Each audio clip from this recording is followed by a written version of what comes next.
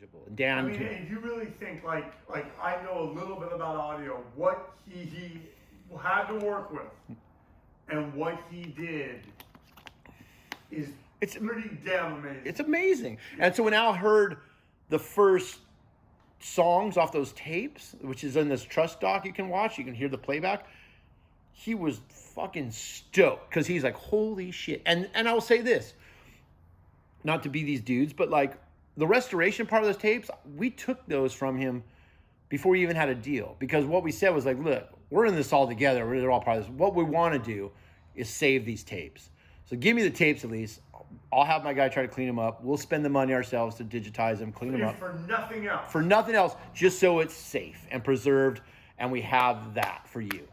And so then I think when he heard that and he kind of realized where we were, I think he was like, you know what, man, like this might be the right fit. Because I think our belief systems align to what we're trying to do here, which is preserve his music and put it into a place where when Al's gone, he will leave this earth knowing that this shit's important and it's fucking where it should be. And for the rest of the time, someone's going to find it. Because without this being like, if we weren't around or if he never gave us anyone, it's gone forever. It really is. Like it's bootleg shit on YouTube, but it's really gone. There's no fucking like proper release. There's no proper fucking format of it up on streaming. Was his reluctance that he had to know the importance of the record, so that couldn't have been any part of it. Was his reluctance just kind of control? Maybe a little, but also like the thing I've learned about Al, why I said I'm glad we got to this point. It took 3 years. Is he's going to think and overthink, and he's going to leave the conversation. He's going to start coming at a different angle. He's going to think of all the scenarios and the angles as his engineer, project manager brain, formulating it all, and then he's going to make a decision. So with this was an exercise between the both of us. I grew, like there's moments in this record label that Matt Pincus will tell you, like we would call them tentpole moments, or that's a Matt Pincus term. Circle jerks. Group sex, obviously a tentpole moment. We get to launch our label with a classic record with Keith Morris as our ambassador. That is a fucking great lead. And then we do 7 Seconds and BYO records that mean a lot, and we're doing stuff. SSD getting that record and being able to bring it home and seeing the success of it, that's a huge tentpole moment for us, because we'll look back at it and go like, that was a great moment, because that was a moment where we were able to stay the course and get someone's, just get an artist who was reluctant to do anything on board and really work with him to kind of see the vision fulfilled. And that's kind of, that's what the label's supposed to be about. So it's something I always look back on no matter what and be like, dude, that was fucking winter of 2023. Like, we hit a home run. Final question. Of all these guys, I never heard you been asked this. Of all the guys, of all the bands, people on the label. Who do I hate the most? There's 7 releases. 8. 8. It's fine. 7.5 is SSD. Who said yes the quickest? Well, that's not. It's a different. They're all different deals. Okay, how about this? Who surprised you with the quickest yes? Well, I think like this. I'll just kind of go through them real quick. Like BYO, so the record's Aggression, the 7 Seconds Youth Brigade, that came with a BYO purchase. Sean Stern's someone we sat down with at the very beginning, and he wasn't ready to sell.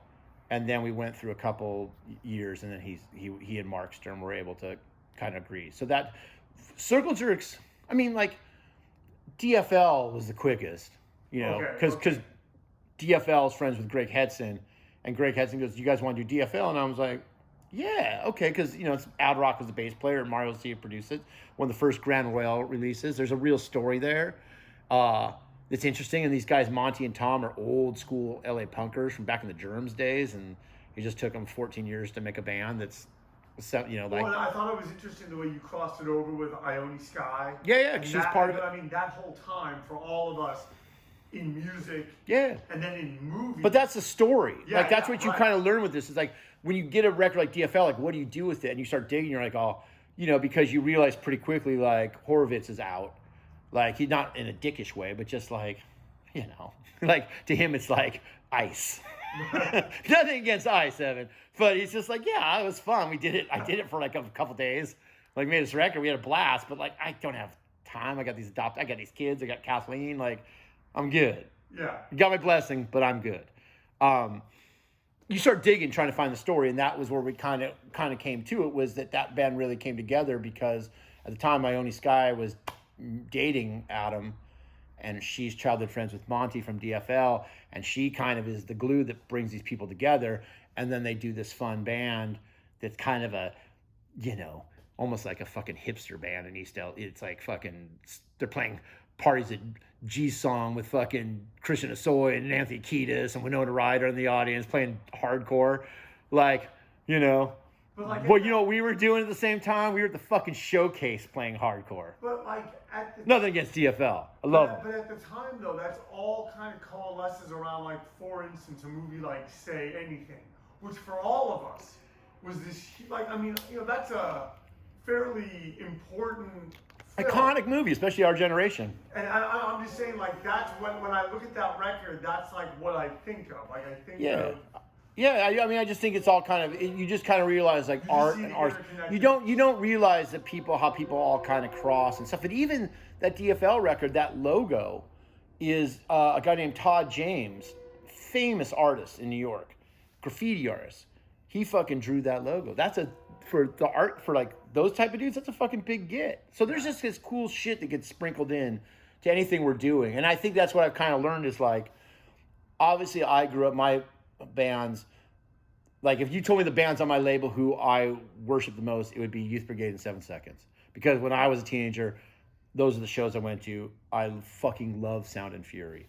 Love it. And I love the 7 Seconds records. And I love SSD, Minor Threat. But, like, for me, especially being from California, I saw 7 Seconds and Youth Brigade a ton.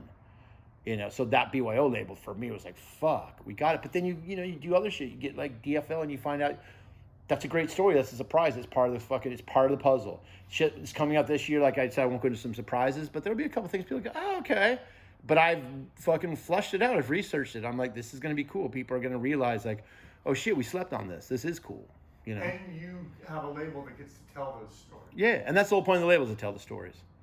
So it's going to be, it's fun. But yeah, SSD, that's been it's been a real treat to do it. Look at that. See, I stopped laughing.